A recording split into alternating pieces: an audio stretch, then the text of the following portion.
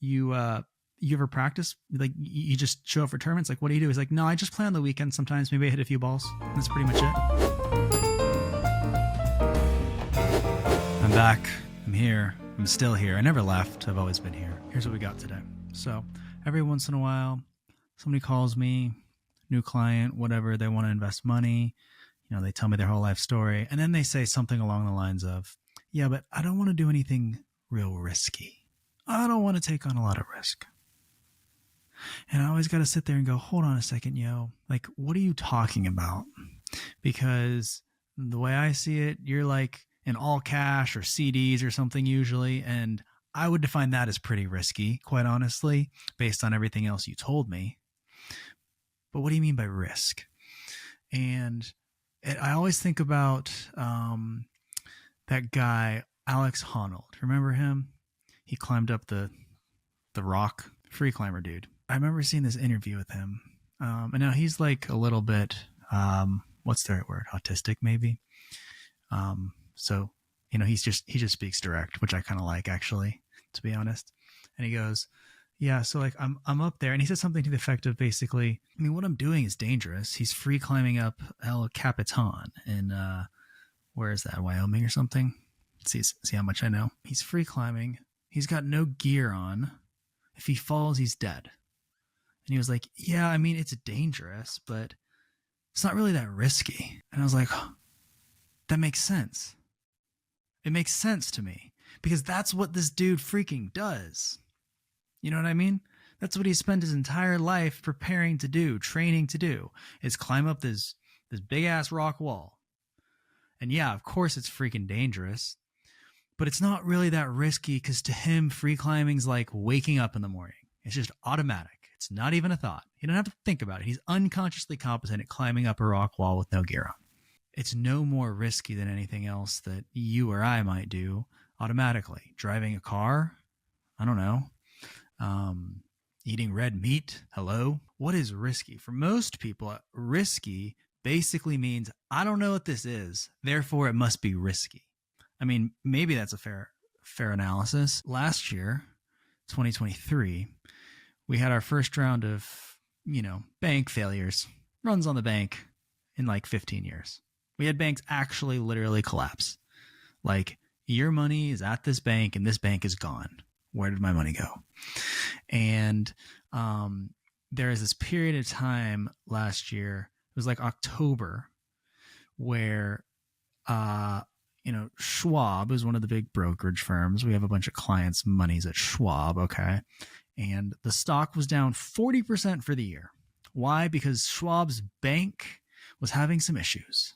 Yeah, we got some phone calls, and they were like, hey, is my money safe? Which is a kind of a backwards way of asking, like, I think that this is risky, or it's riskier than I want whatever I want about, my money, or I'm willing to take on with these dollars that are for my retirement. They're supposed to be safe. Is my money safe? That was the question we would get. And kind of had to back up a little bit and go, hold on. Nothing about your money has changed. Schwab's not going under, despite the fact that there were news articles that made it seem like to the contrary. And even if it did, by the way, your money would be fine. It would just go to the next place. The same way that everybody who had money at Silicon Valley Bank, their money just went to the next place. Or First Republic Bank, it just went to the next place. Am I oversimplifying it? Yeah, okay. Don't get mad at me. I don't really care. Just because you bought a stock and you own it at Schwab, if Schwab goes down, your stock is still there. Now, there might be some complications in the middle of it. It might get stuck for a little. Yeah. There might be some let's say, operating friction if it really went down. At the end of the day, your money would still be safe. It's not really risky.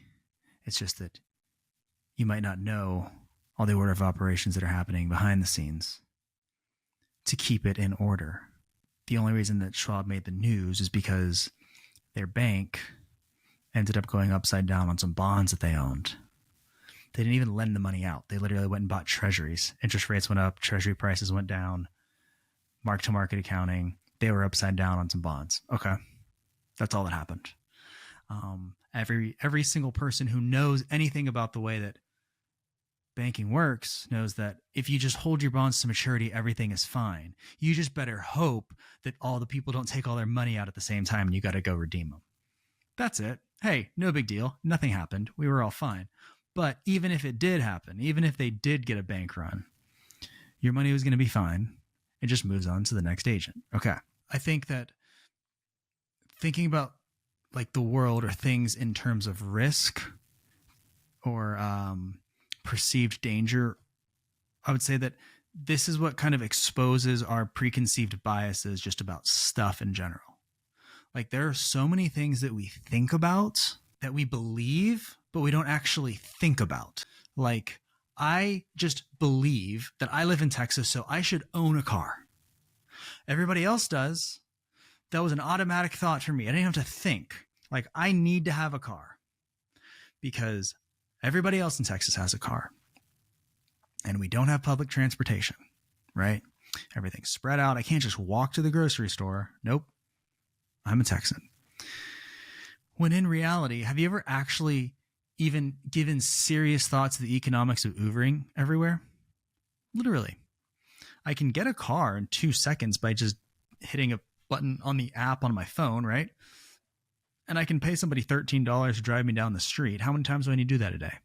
Some people it's more, some people it's less. But I bet you for a lot more people than we actually think, it's probably literally cheaper just to Uber everywhere than to own a car and have payments and pay interest and have upkeep and buy gas and insurance and maintenance, like all these things that add up over time. And you go, I spent $5,000 on my vehicle this year. $5,000 more than I thought I was going to spend over and above my $200, $400, $500 car payment, right? But no, you didn't think about that. You just said, I got to buy a car because that's what everybody else does. I should own the S&P 500 because it's the best long-term investment. Is it really? Is it? Or a small cap, like way better historically over a long period of time? It might be. I don't know. Okay, it is. But you didn't check. You just kind of said, this is what everybody else says, so I'm going to believe it. Another one I think about a lot is, like the new iPhone's about to come out. Maybe it just came out. I don't know. Probably be out by the time you hear this. And every year it's like Apple increases the price again. Oh, this year it's going to be $1,500. I don't even know what an iPhone costs. I'm actually going to Google it. Okay, $1,500 for the most juiced up iPhone you can buy. The best phone money can buy. $1,500. And some people would be like, man, that's like really expensive. And I'm not going to argue that $1,500 is a lot or a little money. And that's a good amount of money. You got to think about that a little bit, right? $1,500. But what's the useful lifespan of an iPhone? I don't know, 2 years, 3 years, 5 years? Like, I would say the average person now, iPhones have been out for like 15 years. They don't even know what iPhone they have. Like, it's not weird to be walking around with an iPhone 10 or whatever. They didn't even make it 10. It's iPhone X, right? I did know that. Because the changes are pretty minimal anymore. A little better hardware, maybe an extra camera, whatever. But the average person is going to hang on to their phone for a long time. And yeah, $1,500, it might be a lot out of pocket, but have you ever done the math on what an iPhone really costs? So you can get an iPhone for $1,500 and use it for how long? 5 years? Let's say I did $1,500 divided by 5 years. It's $300 a year. Okay, but now let's say 52 weeks in a year. That's $5.76 per week. Now let's say 7 days in a week. It's 82 cents per day. Well, now let's say 5 hours a day because I'm a maniac. 16.4 cents an hour if you use your phone 5 hours a day for 5 years. What if I got one of those Google phones for like $250? 3 cents an hour. 3 cents an hour. 16 cents an hour. Those numbers start to seem a lot different than like $1,500 out the door. Because we all spend all day freaking on our phones. One day somebody's going to wake up, slap themselves in the face, look up and go, oh, it's still 2005 outside. But nope, we just walk around with our phones all day running into things. So might as well spend as much money as you can on a phone, right? But it becomes less expensive when you think about it like that. It does. It's true, okay? Don't get mad at me. Stocks are risky. That's another thing people think. Stocks are risky. Risky compared to what? Risky compared to not eating your salad with dinner risky compared to being in $50,000 of credit card debt or $100,000 of credit card debt? Stocks become a lot less risky if you maintain basic financial principles, which, by the way, they're basic because they're the first things you should do, but that doesn't make them easy. If you have cash in the bank, low debt levels, live within your means, go balls to the walls, invest in many stocks as you want.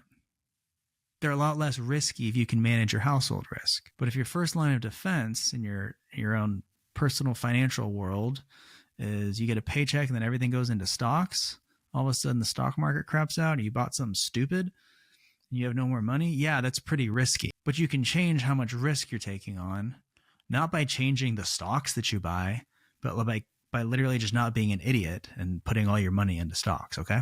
I feel like a lot of these things that I'm talking about, iPhones are expensive or stocks are risky or you should buy a car or whatever, these are all things that so many people just kind of accept as, I believe this must be true, without actually even thinking about what the heck they believe and why. I think a lot of it also has to do with expectation setting and just the generation that we live in general, where information just flows so freely. I mean, I was talking about last week how, I mean, if the numbers are true that people are really saving less money than they have in 25 years, that means at some point people are going to have to make lifestyle changes to accommodate the fact they don't have any money anymore. What's happened is that people have gotten really accustomed to things that 25 years ago we would consider luxuries. So when you hear like the boomers say, oh yeah, well, you know, everybody's got an iPhone now, or things that, you know, I didn't have when I was that age. What they're really just saying is that their perception of the world goes a lot slower than the world actually like goes. Okay. And yeah, 25 years ago, it was really expensive to get a nice plasma flat screen TV because you'd be the only person on the block with one. But literally, those things have deflated in price by like 50% in 20 years. So it's not like that cool thing anymore to have the newest and greatest TVs anymore, right? So when you actually look at a chart of like things that have inflated versus deflated, the chart basically looks like healthcare and education go straight up and to the right, and then food's kind of like somewhere in the middle, and housing's, you know, maybe up a little bit, and then like everything else is like straight down. It's like cars, electronics, stuff that we can buy, tangible stuff. I think even clothes, down, down, down, down. So the standard of living, the things that are easy to buy today, were those things that were luxuries 25 years ago, and all of a sudden you and I can pay for them. And then the boomers say, oh, well, yeah, they don't need that stuff. But really, it's just cheap. Yes, we're going to have to change the way people live if they don't have any more money. I do agree with that. But iPhones aren't that expensive. You could save some money on a Google phone if you really wanted. But then you'd have to have green texts, and that's kind of weird. I know. Oh, here's another funny one that I think about too with setting expectations for people. Because here's the reality. Nobody knows what it's like to be you. Let's just be honest. Like, nobody knows what it's like to live your life and do the things that you do at whatever level of expertise that you do them at. Like, how many people do you know who are your friends or you know otherwise pretty well? And if they sat right next to you in a professional setting, you'd be like, who is this person? How do they know all this stuff? I've never seen them act like this. Yeah, like nobody knows what you do all day when you sit there and think and act like a freaking professional. So it just drives me crazy when other people tell people how to do their job without ever having done it. I'm not even talking about my job. Like, I don't care. You can say whatever you want about a podcast. Who cares? It's not really that hard. They should make podcasts a little bit more expensive. Then you don't have stupid idiots like me talking to you all day. But think about like the airplane pilots. Okay. You got to get to a certain level of like pretty good expertise to be able to fly a plane safely with hundreds of people in the back. Are you kidding me? I was on a flight the other day, got off the plane, and I was listening to this lady as I was walking back through the little tunnel thing. And she goes, that pilot wasn't very good. That flight was really bumpy. I was like, hold on a second, ma'am.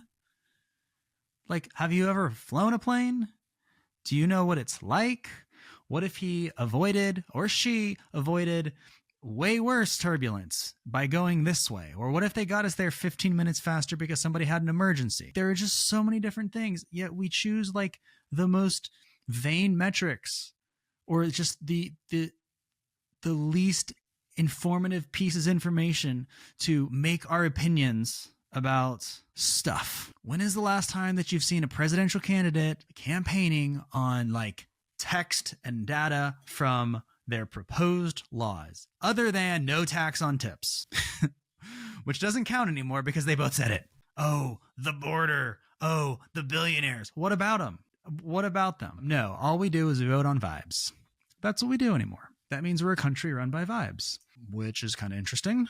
So I'm going to probably just spend no time thinking about it and live my life. That's what I've decided. Yes, the plane ride is bumpy. I have no idea if this person was a good pilot or not. I really don't. It's hard to evaluate what it takes to be really good at something. And there's very few people anymore, I feel like, who are really good at like one thing, because we live in this social media world where there's so many ideas just floating by us.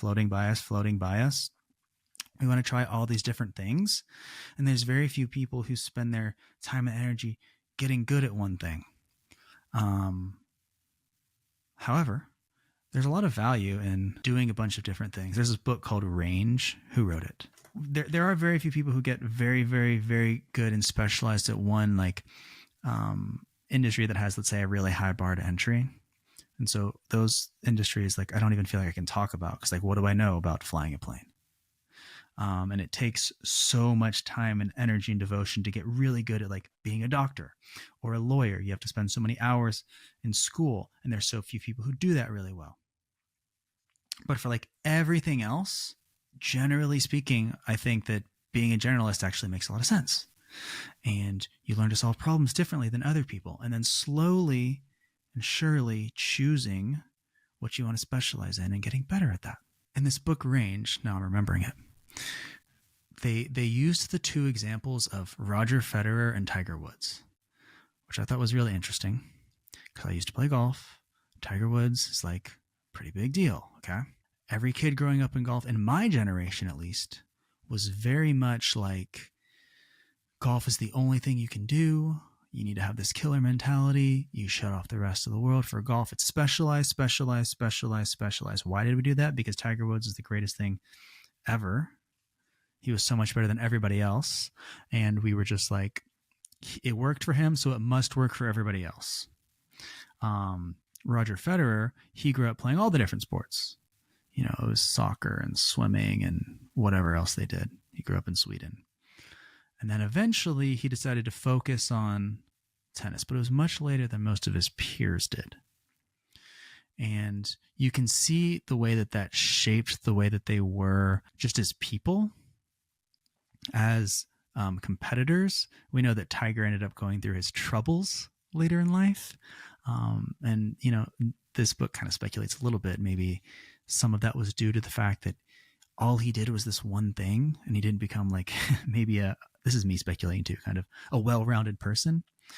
What's really interesting is now in golf, I mean, we have the best player today since Tiger Woods. I mean, Scottie Scheffler's won $62 million this year. He's like the complete opposite of Tiger Woods. And you know what's crazy? I grew up with Scottie. We played golf together since we were like 12 years old. And I remember when we were in high school playing with him, it was our senior year. We were playing this round of golf. And I was like, it was January. It was ice cold. It was not very fun. And we were playing golf, like in College Station, Texas. And, you know, we're walking down the fair. I'm like, what's up, dude? You been playing any golf? It's been cold outside. I don't know. Small talk. He's like, no, like I've been playing basketball. Like he was on the varsity basketball team. I was like, oh, that's interesting. You ever practice? Like you just show up for tournaments? Like, what do you do? He's like, no, I just play on the weekend. Sometimes maybe I hit a few balls. That's pretty much it. When we played that high school tournament, when you sign your team up for a tournament, you have to rank order your team. They always bring 5 golfers to a team event. So the best players in the 1 hole, the worst players in the 5 hole. And then each team is paired together, and they put your best players together. So they put all the 1s together, all the 2s together, all the 3s together, all the 4s together, all the 5s together. And so typically the way that it works when you're playing team golf is that your team has a qualifier at home. So they have like a little tournament where they play 1 or 2 or 3 rounds. And then the winner of that tournament will go be the one player at the next real tournament, the real event. And usually they're qualifying for like 3 spots. So the top 3 guys will get those 3. And then 2 more spots the coach might give like a captain's pick to or something like that. And they'll just put him in the 4 and 5 hole. And I remember this tournament because Scottie was playing in the 5 hole. He was playing in the 5th spot on his high school team. And I played with him. The only reason I played with him because I saw the pairings come out and I saw that he was in the 5 hole. Would have played in the 1, but I said, "Hey coach, can you put me in the 5? Because I want to play with Scottie because he's good." And he was like, "Okay, sure, whatever." So I asked him, "Why are you playing in the 5? Like, you're not playing any golf?" He's like, "No, I just play on the weekends." And yeah, my coach, like the other guys qualified, so he just picked me. So he played literally the best golfer in the world was playing in the 5 hole in his high school golf tournament as a senior.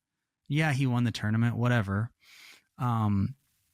But the dude was the complete opposite of the Tiger Woods specialize at all costs, do nothing else, killer mentality. I mean, the guy won the Olympic gold medal this year in golf. And in his interview before, he held up a sign that was like, "What's your goal for this week?" And his was, "Have fun." Literally everybody else was, "I want to win gold." Well, he had fun and he won gold. So too bad. I don't know what it's like to be that good at anything though. I really don't. I don't even know how I got here. I think I've quit golf. I've said this every year for like 10 years, but I think I'm for real this time. So if you guys were asking, thank you. I should do another podcast, I think, and hopefully that goes well. If you like this one, you can listen to the next one, and see you next time. Bye, everyone.